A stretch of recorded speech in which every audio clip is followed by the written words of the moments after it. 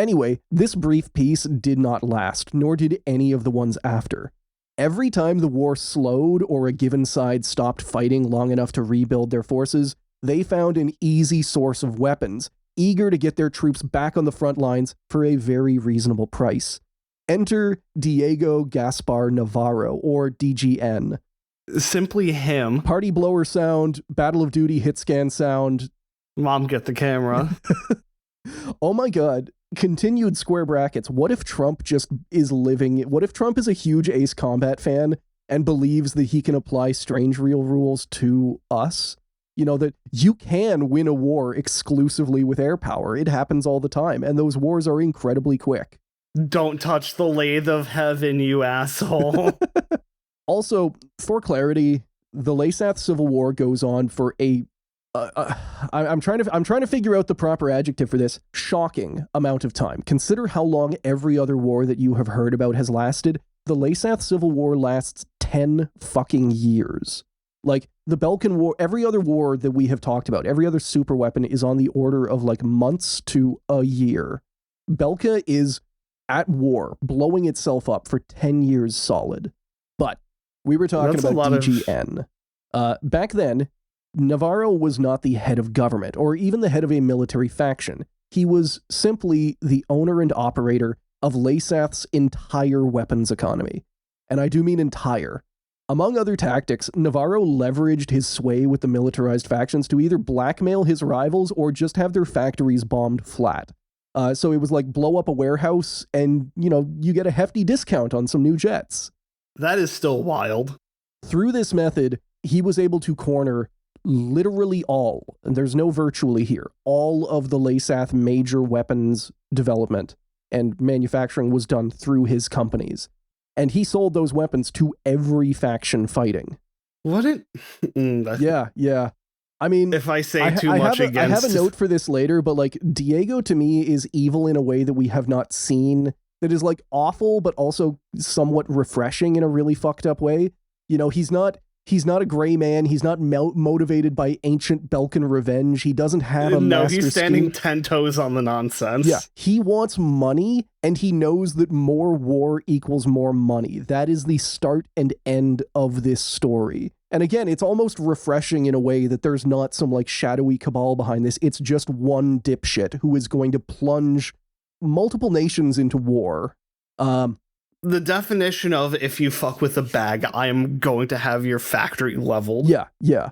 And as more and more of Laysath was reduced to rubble, the military economy eclipsed everything else. When homegrown Laysathian weapons showed their age, Navarro came up with a scheme to get advanced foreign hardware into the country, stealing and reselling humanitarian aid. So yeah, this is also where I've got my note on this dude is evil as fuck. So financial and food aid from the Federal Republic of Aurelia to the south was swiftly redirected and sold by Navarro's companies. He then used that liquid cash to secretly import weapons from Ossia, Yuktobania, Erusia, Belka, Estevakia, you name it. There it is, baby! Oh, you thought Grunder wasn't getting involved in a war? A single war? Fingers in every pie on the continent. Woo! I'm just imagining like the Grunder rep coming in and going like, all right, so like, what's your actual like secret scheme behind all this? And Diego's just like, I like money.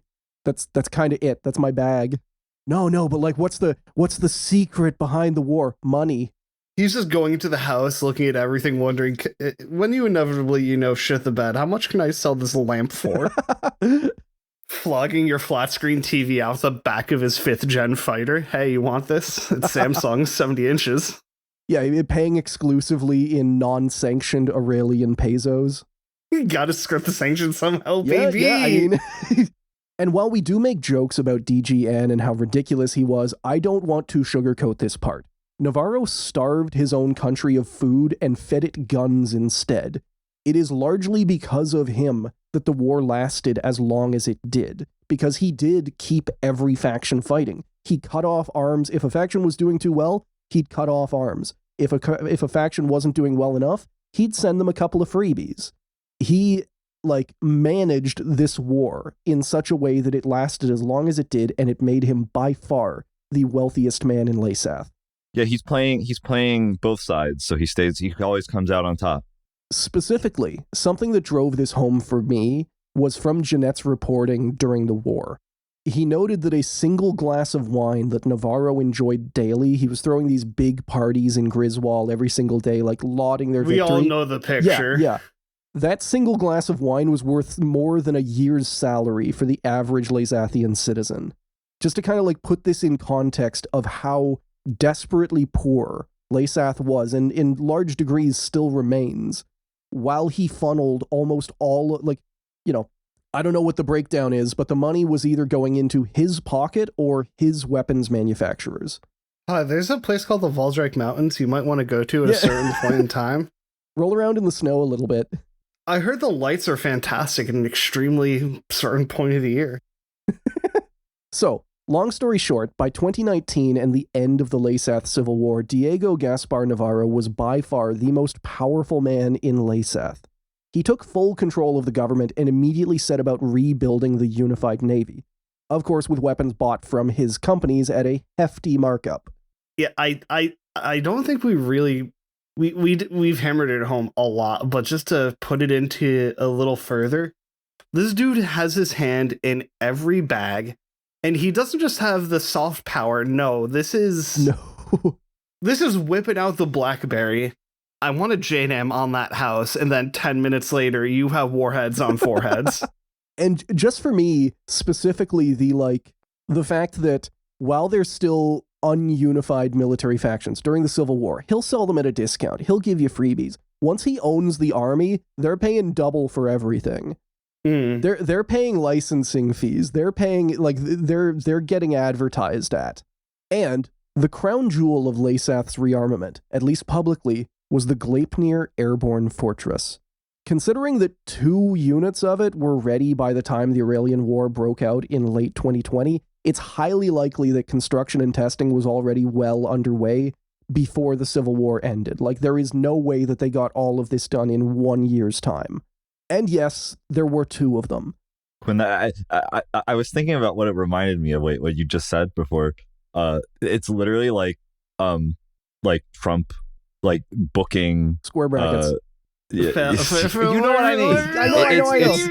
It's like the thing where like Trump goes places and then like forces like the Secret Service then or whatever to like stay in like Trump hotel. Properties. Yeah. He just like marks up the rates or some shit. Like, yeah, I'm willing to bet that like in Dubai there is a Trump hotel and like the soldiers are paying several $1,000s a night to stay there. So what I was saying was that there are actually 2 Gleipnir units. The Gleipnir was the final result of the program, but it was preceded by the Gondar. Everything I can find confirms that the Gondar was a prototype and a technology demonstrator, but I don't really know what difference that makes since it seems to have been identical in performance to the Gleipnir itself. Brackets because it was rushed into war unready. Which is our other favorite thing on this show, having something ready for the holidays. Chalk it up to the scoreboard. Woo! I know it was written before. It was written before this war happened, so I am kind of wondering if DGN just like read the story of BattleTech and decided that he wanted to be Stefan Amaris. Because he is following that to a fucking T. Fuck. He realized he couldn't get the, what's it called? He couldn't get the, what are they? Venus, the Matar. No. There's a, Space Comcast. Oh, and I should probably get to the names. Confusingly, both of these are based off of old Nordnavic myth. Same thing for the Fenrir fighter jet program that is going on kind of in the background during this time. The symbolism is also weird. Fenrir is the name of a colossal wolf in Nord mythology, a wolf so powerful that the gods bound it in unbreakable chains. Those chains are named Gleipnir, so Gleipnir, Laysath's newest superweapon, are the chains, is holding back Laysath's other new superweapon. No, think of it like a limiter for DGN. If he uses more than 5% of his wealth, the world will just collapse. Like that Audemars Piguet he has. Oh yeah. No, he drops that thing, an entire nation will feel its GDP get creased. I guess that's like a benefit of Laysath hyperinflation of like, you know, Oh no, my money is worth 1/1 trillionth of an Ocean dollar as opposed to 1 billionth of an Ocean dollar. Cool. Awesome. I don't care anymore. Also, it does need to be said that there is some justification I have seen people come up with for the names, namely that because the Gleipnir was supposed to be used as like a weapons demonstrator for Fenrir, it could be considered to be holding it back. I think that's stupid. Sue me. Even more confusing is Gondr, because Gondr's name comes from a mythical serpent that fought the god Thor at the end of the world, and then it got stomped fucking dead.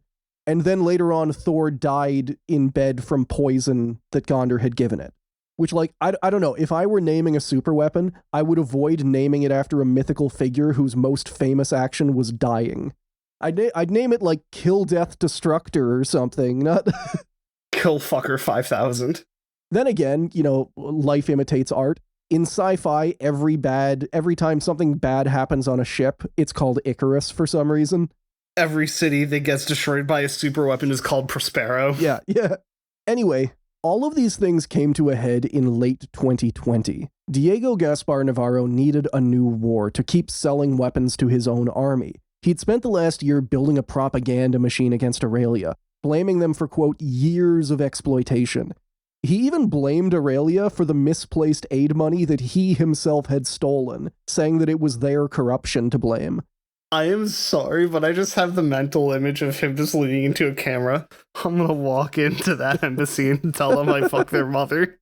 Yeah, just like dude with Aurelian pesos just like coming out of every single pocket telling you that like, I know, I really wish I could have given you that food aid. The 3 millionth glass of wine in his hand.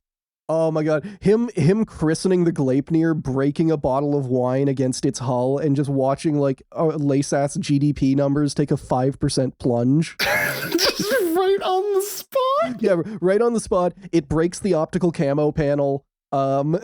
Gleipnir, Gondr is back in repairs for a year and flies into war completely unprepared. No, that's how they know exactly where it is. They just look for the one flying the wine hexagon. Stain in the...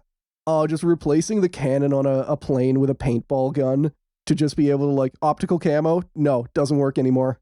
Nuh-uh. Fuck you mean nuh-uh? So, meanwhile, the Gleipnir needed to see some action so that its weapons could be tested and their data fed back to Navarro's newest favorite superweapon, the Fenrir program.